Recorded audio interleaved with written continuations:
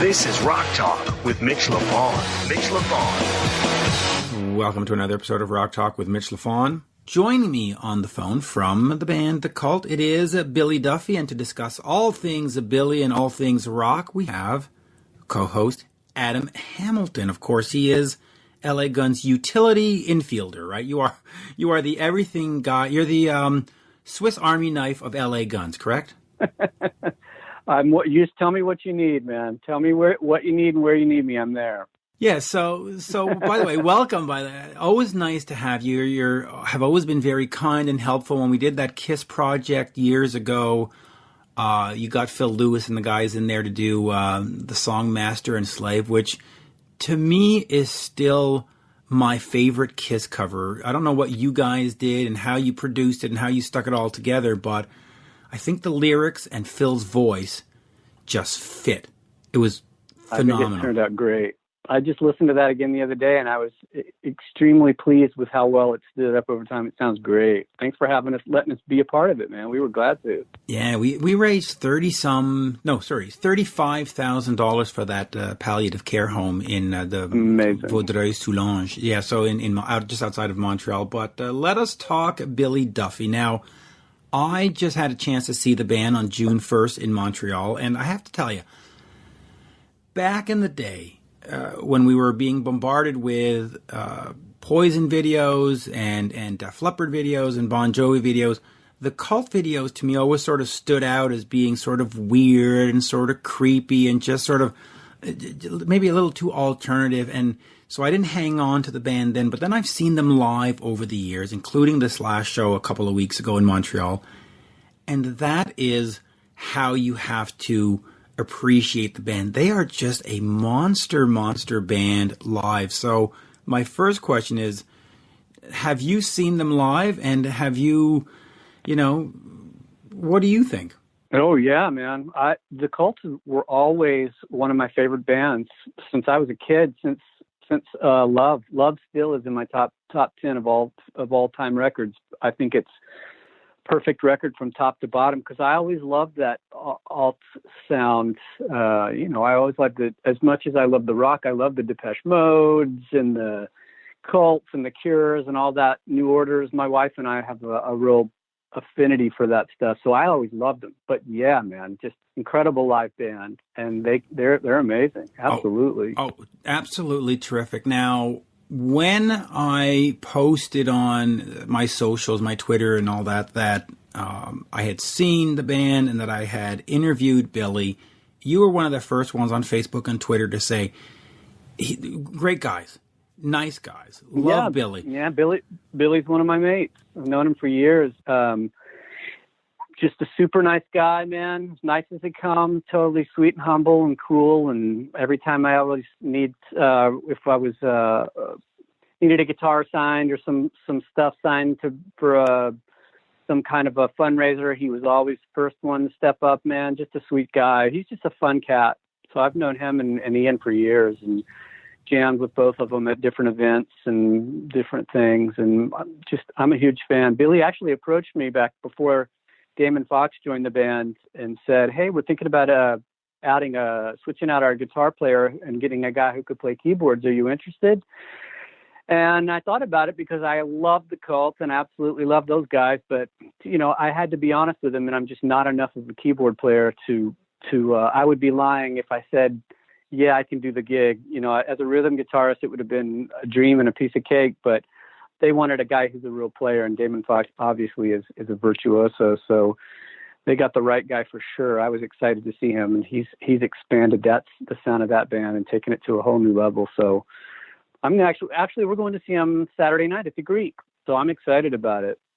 Oh, well, you're going to love that show. And by the way, since they called and asked you to be a replacement, Mick Brown of Dawkins has recently announced that he is retired. Has Dawkins called you to fill in on drums again? No, they haven't. But I'm sure if I got on the phone with Don and John and bugged them enough, they'd probably let me. But I'm kind of a homebody these days. I tried to go out and do the road thing last summer with LA Guns on rhythm guitar, and I just found that leaving for a month at a time is just, it's just too hard right now in my life, for many reasons, one being my little girl needs a lot more care. My wife needs a lot more support. And I just literally will get out there for weeks and I'll miss calls that say, hey, we need a song for this movie. Can you do it tomorrow? And I'm like, no. And they're like, all right, we'll talk to you later. And I'm just hitting myself in the head. And so, I can't miss those calls anymore. You got to be home in the studio to have those calls and be able to field it and get them what they need by the next day. So that's kind of my life these days is I get the studio tan. You're right about that, because if you're one of these go-to guys and they call and you're not a go-to guy, they stop calling. Yep. They stop calling real fast too. Yeah. They don't even think twice about it. They just go down the list. So the whole thing is you just got to be available and you got to say yes. And even if it's something that you don't think you can do, you still say yes. And you go, all right, now I've got to figure out how to do this.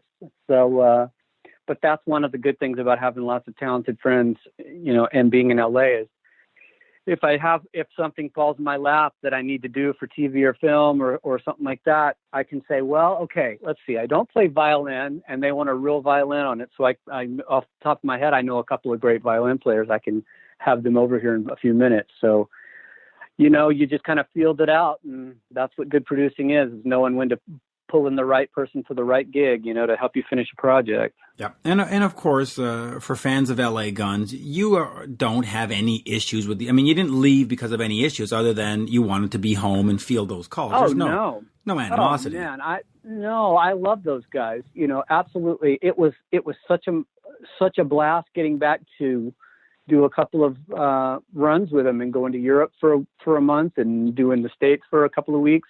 I love those guys. I'm going to go see them, and I might bug my way up into sitting in with them maybe one song. I asked Tracy what's in the set. He said he was going to see, so maybe I'll be able to hop up on one song of the Whiskey. But I love those guys. Those guys are my brothers. And actually, Tracy just called me. He's doing a project with Michael Sweet called Sunbomb, and he asked me to be a part of that. So we've been working on that record right now. So yeah, man, all good with those guys. And they don't have any animosity. They understood why I need to be here. And it just was perfect timing too, because Ace just came off the road with Faster, and he just kind of jumped in and has been able to swing both bands for the last year almost. And it's really worked out perfectly. So, and LA Guns is great as they are. And I love, I don't want to say teasing you because that's a bad word, but I love mentioning this all the time. On the Poisoned album, the album credits that you got are for Handclaps.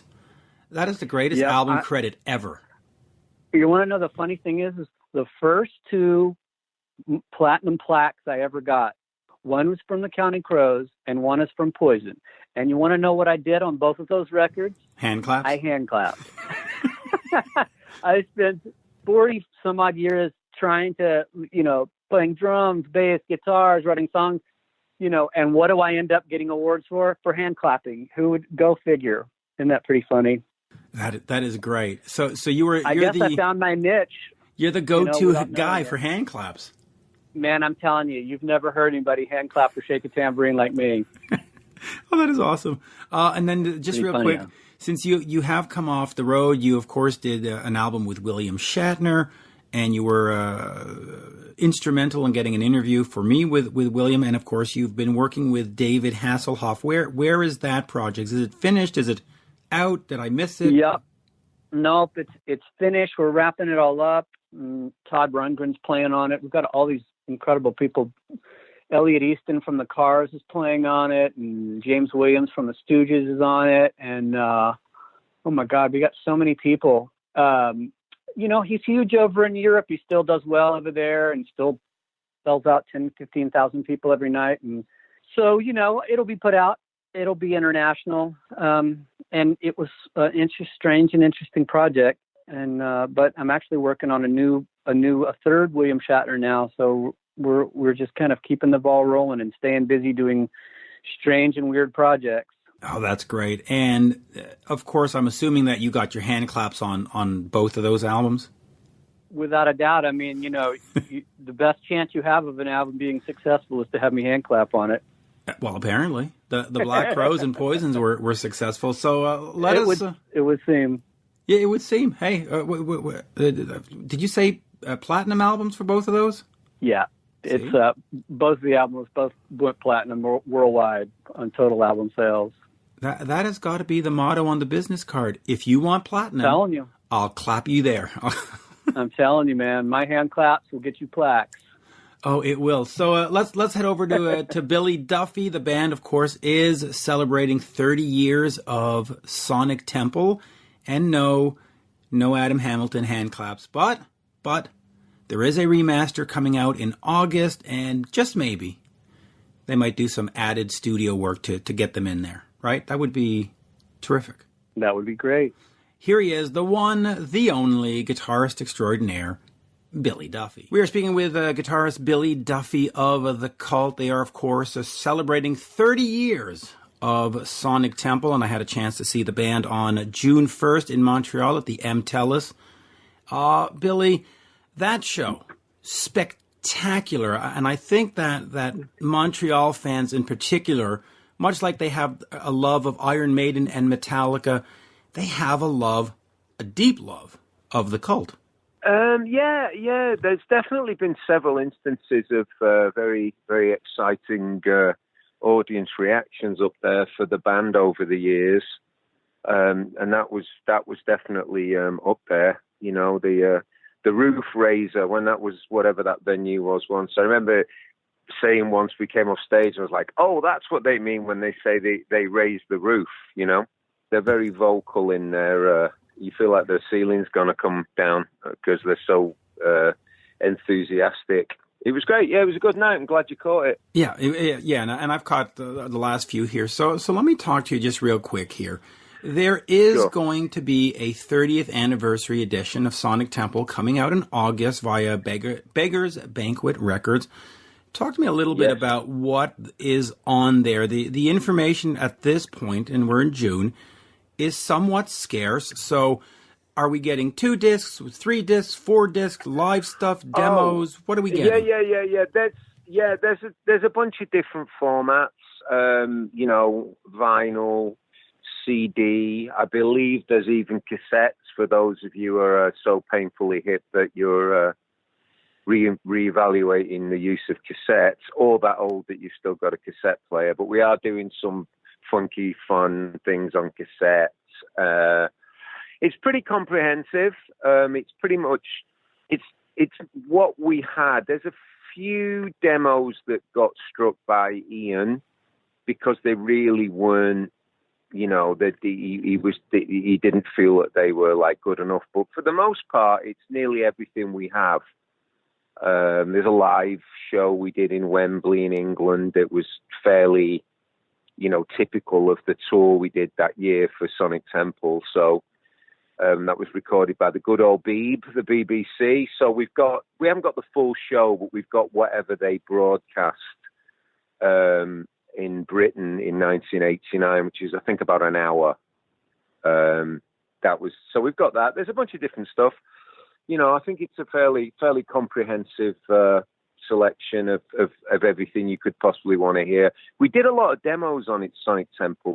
Bob Rock, the producer, was very thorough and keen on us demoing before we went into the studio. So there are some, you know, pretty well developed demos as well.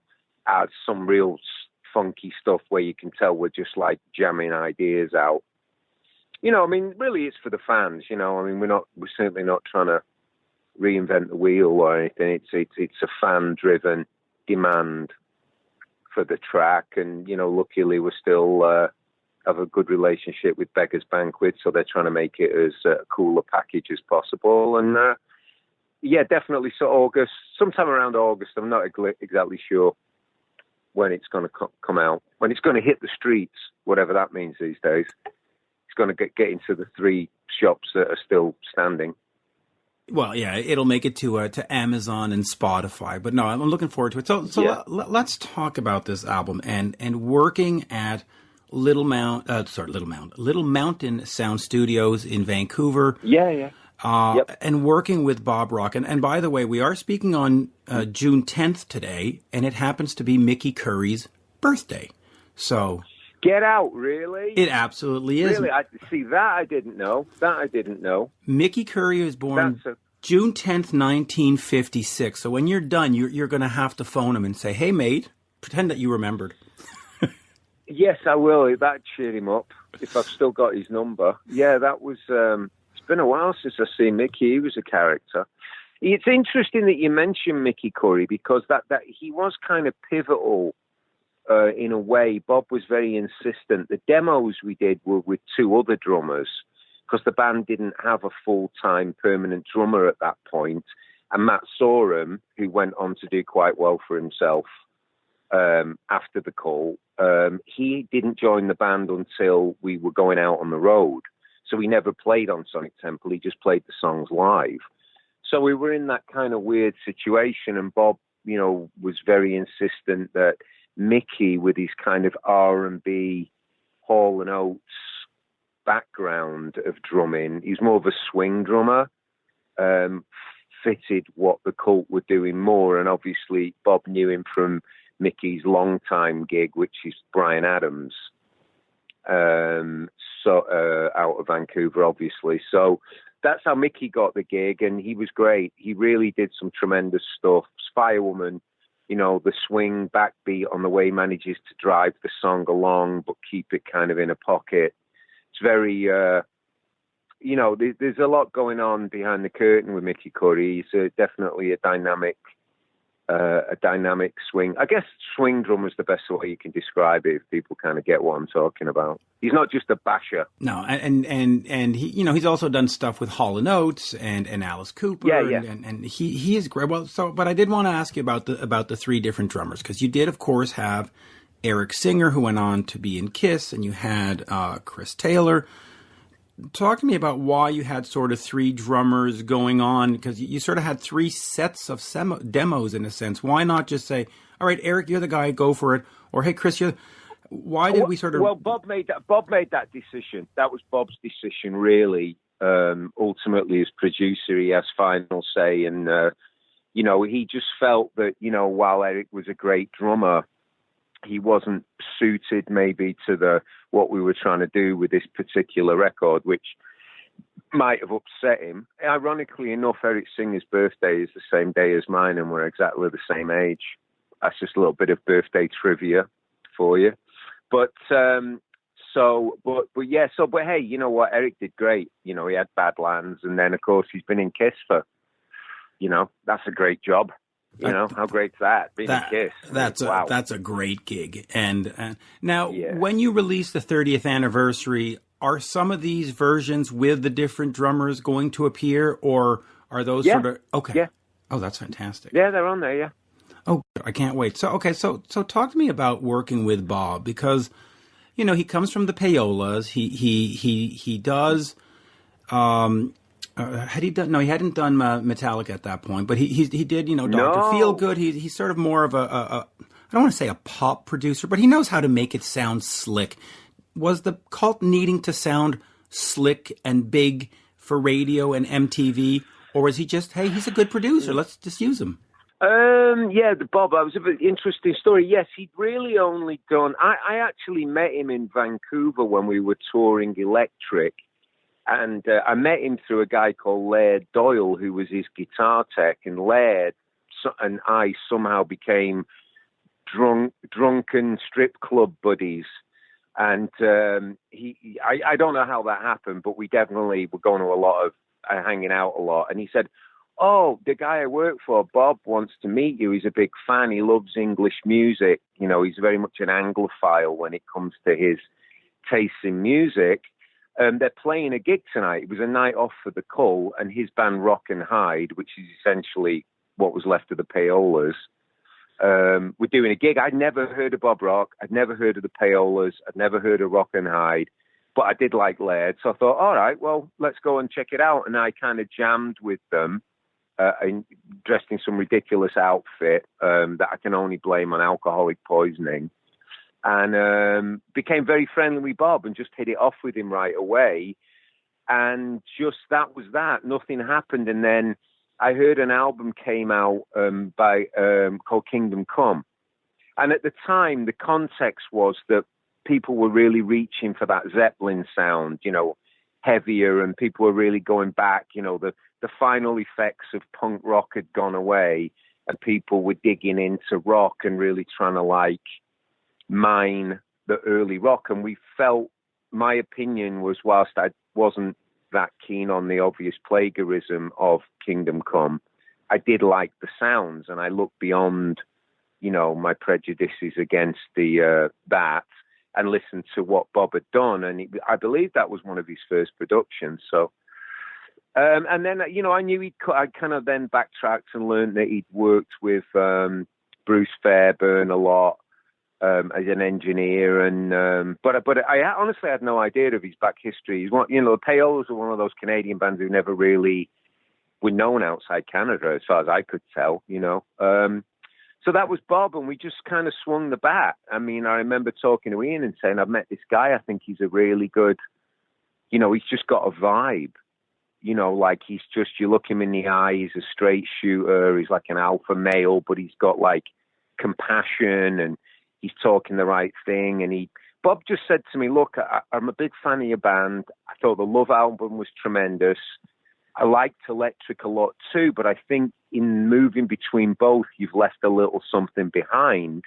And what I want to do is take some elements from the Love album and from Electric and kind of make the ultimate Cult album.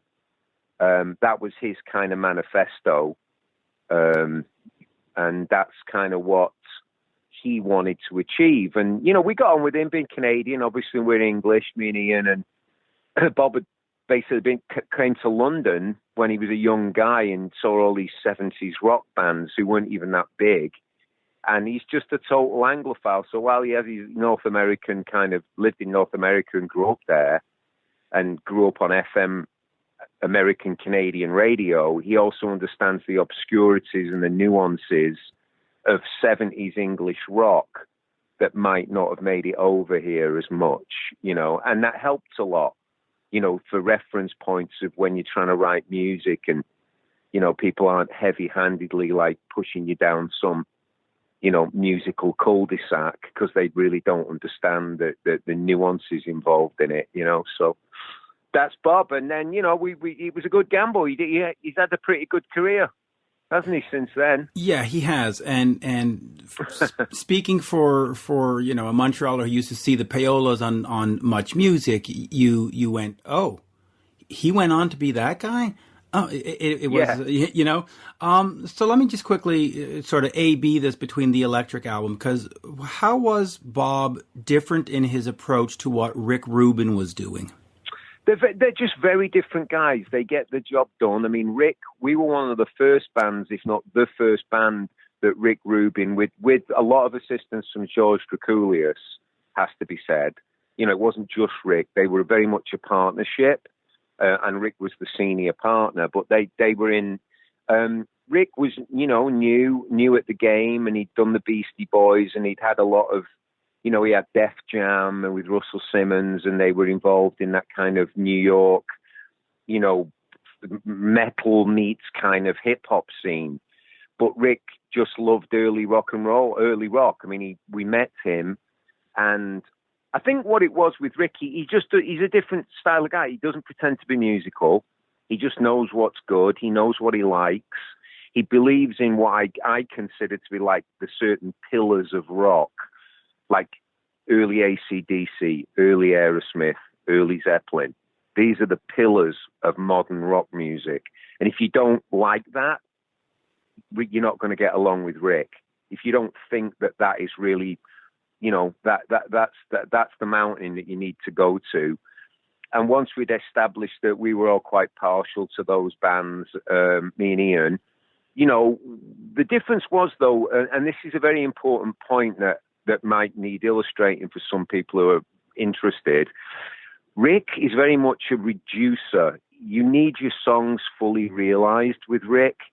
You need your songs. I don't know whether people understand. Sometimes bands go in the studio and they don't really have the music fully worked out and the lyrics and the melodies. They have a pretty good idea, but they need a producer to really help assemble Generally bands who've been on the tour a lot, bands who've had a successful album, then had to spend 2 years on the road promoting it, so hadn't really had the time to write the next record. You need sometimes a producer who can come in and see where you're headed and help you get there. Rick Rubin is more of a guy who's like, wants to hear what you've got, can understand it. He'll work out what he feels is good about it. But if the content isn't there, Rick's not going to sit with you and help you create the content. And that's the biggest difference between the two guys, I believe, in their techniques. They both have had incredible success, and I'm thrilled to have worked with both of them, and I consider them both friends, and nothing but good to say about them. But we had a situation where we went to try and work with Rick again, and we did a single for a movie called, the movie was called Cool World or something. Somebody wanted us to do a single, so we did a song called The Witch, and we used drum beats because there was only me and Ian. We didn't have a rhythm section at the time, and that worked tremendously well. But we went then to try and do an album with Rick, and we just didn't have the material written. We weren't sure where we were going to be. It was kind of the eponymous album, The Cult. Grunge had happened. We were redefining what The Cult was going to be. Rick at that point just couldn't help us. We'd done one good track, but one good track isn't an album. And we failed. But then, of course, Bob came in, and we made that album up in Vancouver, which is the second album we've made up there. Sonic Temple was made in Vancouver. And The Cult was made in Vancouver in 94 in that kind of post-grunge. I mean, Kurt Cobain actually died while we were in the studio. And Ian references in that in one of the lyrics. And, it was just that weird transitional time where 80s rock had definitely run its course. Seattle bands had taken over and were much more on point and much more vibrant, and were really talking about what people wanted to hear about. And that was the period where, so that's a little illustration of, we've kind of went through this with both those guys. And that's how we ended up with Bob, because Bob can help you. Perhaps, and the main reason is Bob's a songwriter, guitar player himself, whereas Rick isn't a musician. Right. On electric, Rick had George to kind of say, Rick would say, play that chord, that kind of Englishy chord that AC/DC use. And you know what I mean? Because he didn't have the vocabulary, because he wasn't a musician. He was more of a DJ and a visualizer. But he knew what he wanted to do. That's not to diminish him in any way. And sometimes that's even better, because he's not caught up in the minutiae. He just knows what he wants. You know what I mean? And he doesn't get bogged down in the nuts and bolts of it. So those were the differences, and, we were still on good terms with both of those guys. And, just between me and Ian and the way things have worked out, we've generally ended up using Bob more, Well, I'm going to say it's probably because he's Canadian. Because we definitely, because everybody's nice. Everybody's nice, and right. We don't criticize you too much in the studio. We go, oh, that sounded terrific. Play that again. You apologize on our behalf for us. That's right. I'm going to ask you just a random question, then I'm going to get right back to the Cult. But Mike Peters of The Alarm is my interview on Thursday, and of course you worked with him, right? And a great guy, and you work, and they've got a new album out and all that stuff. But you did work on a project called ColourSound. Just if you can just sort of not necessarily give me a sound bite, but just talk to me about that project and that time. You were away from the Cult. You're working with Mike. It was great. Yeah, absolutely. Me and Mike are very good friends. We have a lot in common. We're very alike. I ran into him. The Cult, after the album I just referred to with the Cult in '94. The band kind of broke up for a while from 95 through to 99. And in that period, I moved back to England from California. I relocated to England, started seeing Mike out at events, and our sort of common interests in, the outdoors, hiking, football, this and that. We just became friends. We were really just hanging out more. We didn't really think of the band thing. And then eventually the guitars came out, and I would imagine the ColourSound, it is a great album. It was probably the music that would have been the next Cult album had there been, I did a lot of the writing on ColourSound, which is what Mike wanted. He wanted to sing on somebody else's music more than do what he normally does, which is, write and sing his own stuff. The idea was that, it wasn't solely me writing the music, but it was a lot more like that, so I guess in retrospect, the ColourSound album would have been the bare bones of what would have been the next Cult album had the Cult stayed together in that period. So, and it was good times. And really, I honestly I would have stayed. I had no intentions of coming back to America or anything, but I got the phone call from Ian in 1999, hey, do you want to get the band back together? And I might be many things, but stupid isn't one of them. So, I always love, so unfortunately that's the way it worked out, but, it seems to have worked out great for everybody anyway. But, Mike knew that. Mike wasn't, he's probably a bit upset because we put a lot of effort into ColourSound, but, the Cult's my thing. And, I'm not going to not do the Cult, it's always going to be my number one. I only do other things. If the Cult's not available to me, that's when I'll do other stuff. I would never do other stuff and turn down the Cult, because that's just so much part of who I am and my story that, Cult's always number one. And then, if the Cult's not around or we're on a break or whatever and something comes up, I'll do it. But, the Cult's my thing. Yeah, I mean, you did Kings of Chaos and all that other stuff. Let me talk. Good fun, actually, very good, and make me a better guitar player. I've really enjoyed that. I had a complete shift. When in the 80s, I was like, I didn't ever want to jam with anybody or do anything because I felt that it would kind of tarnish. Like I wanted to keep my riffs and my stuff as pure as possible. It was just a very childish point of view. But as I've gotten older and kind of relaxed a bit and, perhaps matured, I've thoroughly enjoyed and learned so much from playing in those things with Kings of Chaos and all those different players. I mean, getting to play ZZ Top songs with Billy Gibbons. I mean, it's like, he's like a master, he's like the blues master. Like he's the real deal, Gibbons is the real deal.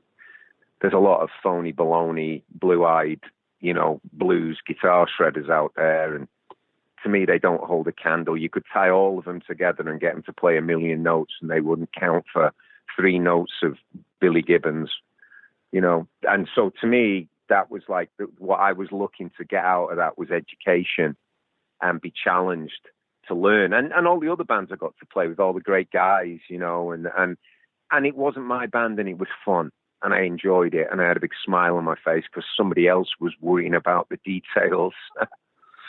I just had fun. Like Steve, I know you've interviewed Steve Stevens, and it's just great for us. I mean, get to play with Steve, who I've known for 30 plus years, who's a tremendous guitar player, So those things are good fun. Steve is absolutely fantastic. Now, let me go over here just real quick to Hidden City. Hidden City is the last sort of full album by the band. Yeah. Where do you see yourself moving forward in terms of new music? I know that Ian has given interviews and says, well, the Cult is not a legacy act. And I saw your show, like I said, in Montreal. That is not a legacy. Yeah. I mean, that is a band that is as vibrant as they were 20 years ago or 30 years ago, in this case with Sonic Temple. Where do you see yourself moving forward with new Cult music and delivering 12 new songs or 10 new songs and saying, okay, fans? Yeah, that's a good question. I mean, we're definitely, it seems to take a lot longer than it did, to amass material. It just seems to, you just almost have to let it line up. And we've definitely got plans to do it, but there's not like a big rush on it. I think, Hidden City did so well in a lot of ways that I don't want to rush into just putting something out for the sake of it. I mean, it's always got to be quality now, not quantity. So I don't think the fans are going to just vanish now. They've been with us this long. And I think that Hidden City did so well to kind of, it set the platform and the kind of feeling of like, well, we made a pretty strong album. Now we can go out and enjoy, which I'm doing. I'm completely absorbed in playing the Sonic Temple stuff. And, to me, it's just heaven because I'm a 70s guy. And just to get to play this kind of what to me was like my 70s rock album, no limitations, just make the best rock record you can make, without worrying about is it cool or is it punk rock or is it not punk and can you do this and, because you did that, you shouldn't play this and, all that just went out the window. And, we just really got into it and made, Ian describes it as cinematic. I'd agree with that. For me, it was just trying to channel all the 70s rock albums that made me want to be a guitar, just not lose that kind of punk rock, attitude that's in the DNA there. It's in the mix. In the same way it's in the mix of bands like Guns N' Roses, Billy Idol. It's in there. Doesn't mean you're going to play punk rock, but it means it's in your DNA. I grew up with it and seeing it and being at punk gigs in the 70s. So I experienced that and it's part of like a palette, it's in there, it's a color I go to sometimes, musically, and it's what helped form me for better or for worse, so I've kind of accepted it now, All right. So you mentioned Guns N' Roses. So I'm just going to have to go there for a second. The band opened for you in 87. Including shows in Montreal and Verdun. Well, absolutely. But let's be honest, they did open for a lot of people after that. We were just, I think, the first band to actually invite them out on a proper tour. Oh, absolutely. I might be wrong. No. They opened for Iron Maiden and they opened for that. But what did you... Later. We were the first band to take them out from being like an LA band and take them on a national tour. Yeah, we took them out all over the wilds of Canada, didn't we? You really did. So what was that like? I mean, could you see in them and in their performance that this wasn't just another opening band and this was like, yes. Oh boy, okay. So what did you see? Yes, just authenticity. They were the real deal. They lived it and they lived it like they played it and it was not phony at all. It just wasn't. There was no pose with Guns N' Roses. There was never a pose. They are the real deal. And they were the real deal then. I remember a funny conversation. I remember where it was too. We were sitting at the Bronco Bowl in Dallas, which is a really cool venue that's been demolished now for some condos. And it was a bowling alley, but they used to put gigs on. And a famous old venue. And that was part of the same tour in 87. And they were the special guests opening for us. I remember sitting and Ian was talking to Axl and there was various, attractive girlfriends around and it was just all very fun and rock and roll. And I remember Ian saying, you guys are going to sell so many more records than we are.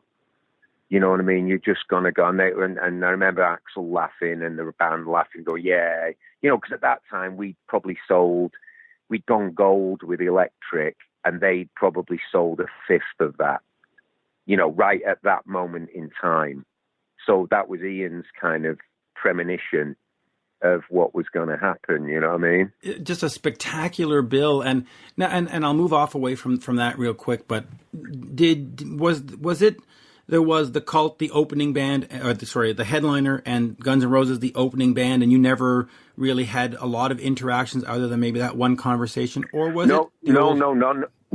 No, quite the opposite. We were very good. We were firm, fast friends. We spent time on each other's buses, and it was just one big enmeshed, sometimes that happens with bands when you just get on so well that you just basically intertwine and you're on the tour together. There are tours where, you have a band who you just don't really get along with, or not that it's negative, but there's not really a real connection of friendship. And that's fine. You do your gig, they do theirs. There's no tension. But with Guns N' Roses and all, there was just a friendship that kind of forged through misadventure and piracy on the high seas, and we're still friends to today, pretty much. Oh, that's great. Now, I know we've reached 25 minutes, in fact, 29, so I don't know if I have a chance for another one or two questions. But yeah, ask a couple more questions. Anything you feel you really want to ask? Well, yeah, I just want to go back to the Sonic Temple tour currently, and two questions. First of all, it wraps up sort of officially in September, but there's really no dates after June 22nd until September 13th. Yeah. Is this something that it was sort of a limited run and thank you for coming, or do you want to sort of move it forward into 2020 or at least into maybe November, get it all going all the way up to Christmas perhaps? What's sort of the roadmap? Well, you know, in the brave new world of rock and roll touring as it is, you know, and it's a very fluid. You know, touring in 2019 isn't even the same as touring in 2016. I mean, it's a fast-moving, dynamic business, live work now, and I'm sure everybody is more than aware of why.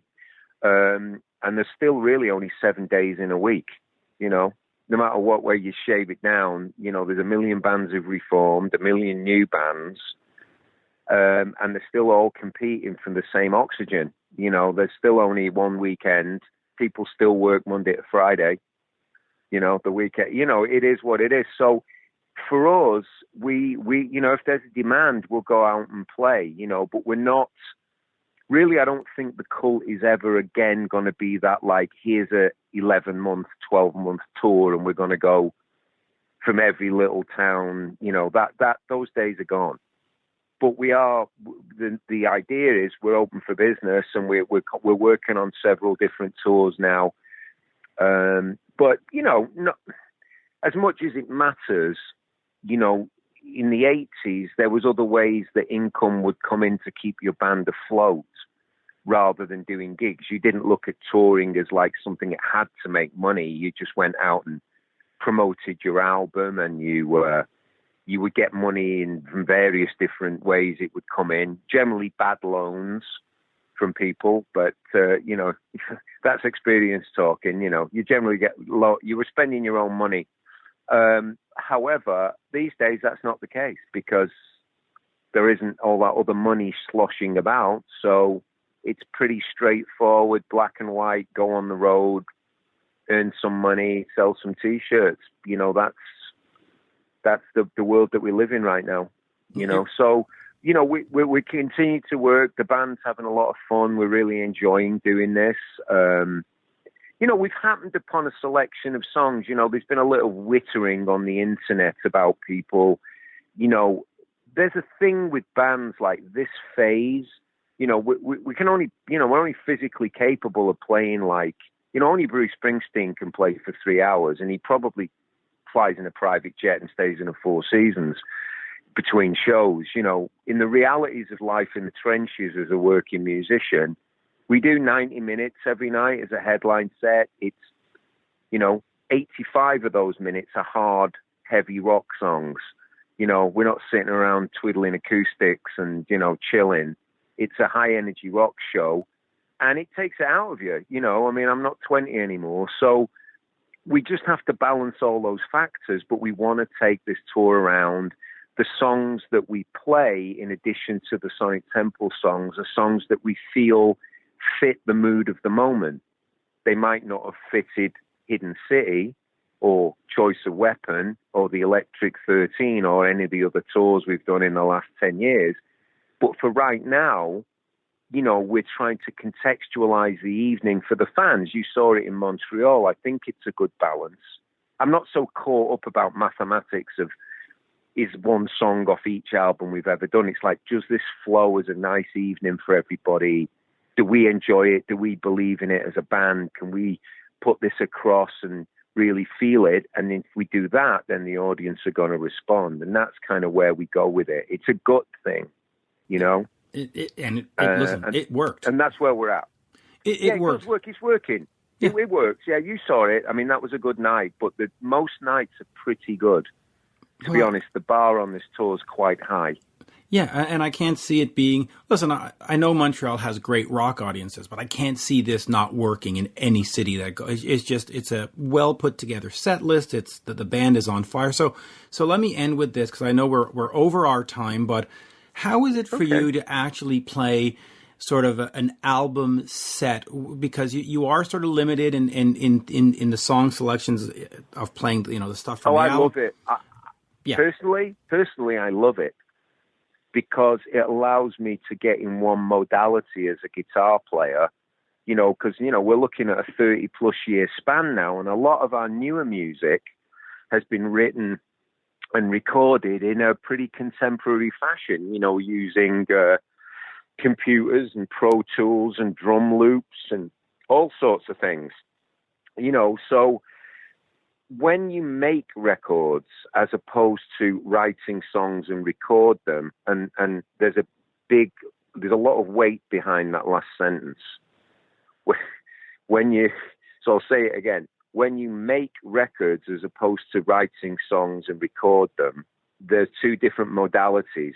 And I find that from a personal point of view, it's absolutely fantastic for me as a guitar player to stay in one mode. I'm not jumping between decades and feels and different producers' ideas of how the Cult should be and what the Cult was into in 2011 versus 87. It's just So in answer to your question, for me, it's the most fun of all. I struggle sometimes jumping from era to era on stage, one song after another. Because they're not all the same. You're jumping 10, 12, 15 years apart, longer, whatever, Sometimes, songs that are 3 years old and a song that's 30 years old, 35 years old. And it just takes it more out of me to jump between those modalities if I'm trying to present and honor the music and get in the spirit of it. If I wanted to be lazy, I'd just walk out with one particular guitar. I'd never play a Gretsch because they're harder to play and a lot more hard work. I wouldn't do the things that I try and give the audience the best experience that I can give them. Right. And then just there were two songs from the album that you didn't play in Montreal, and I looked at the set list. I don't think you've been playing them at all. The Wake Up for Time, no. Soldier Blue. Is that a condemnation of those songs? Are you saying they're no good, or they just don't fit in the vibe of the show? Yeah, they just didn't fit, and we kind of put it to the other three guys in the band, who weren't there when they were recorded, and we, me and Ian were saying, do you think we're missing anything by not playing these? And they were all shaking their heads, going, nah, less is more. I think on this particular instance, we just felt that those two songs, I don't think would have added live to the experience. If you're a sort of a completist, then as a human being, yeah, it's probably going to rancor with you. If you need the full collection, it's like, oh, why they didn't play the last two? That's weird. I can't sleep tonight. But for us, it didn't cause us a lot of stress, and we've never played those two songs live ever. Okay. So, as far as I can recall, I might be wrong. I don't think we've ever played those two songs live. So, I think there's a reason for that. Yeah. See, so on the remastered edition coming out in August, just drop them off. No, I'm just kidding. Absolute pleasure. Yeah. I could go on forever, but absolute pleasure. And thank you for calling in today. And I have to say, that show in Montreal was spectacular. And folks, that if you haven't seen them, go see them, and please extend the tour so that fans have a chance to go see. Yeah, no, absolutely. We have no intention of winding this down. It's just I think my answer to your question earlier about that really was saying that that it's happening. There's more dates being booked. We're looking at other countries, other continents, other situations where we can keep this going. So there's no intention of winding it down. There's no end date. That's just when the offers stop coming in. The end date is when people no longer want to see it. Then it's done. But up until then, we're all very happy to be doing it. Good. And as we say, and as we say in Montreal, merci beaucoup. Thank you very, very much today. Oh, Shante, and all the rest of it. Yes. À la prochaine. Okay, buddy. Cheers. Thanks. Nice talking to you then. Yeah, thank you. Yeah, come see us again sometime. It was great. Yeah, I'm glad you saw that show. You're listening to Rock Talk with Mitch Lafon. Rock Talk.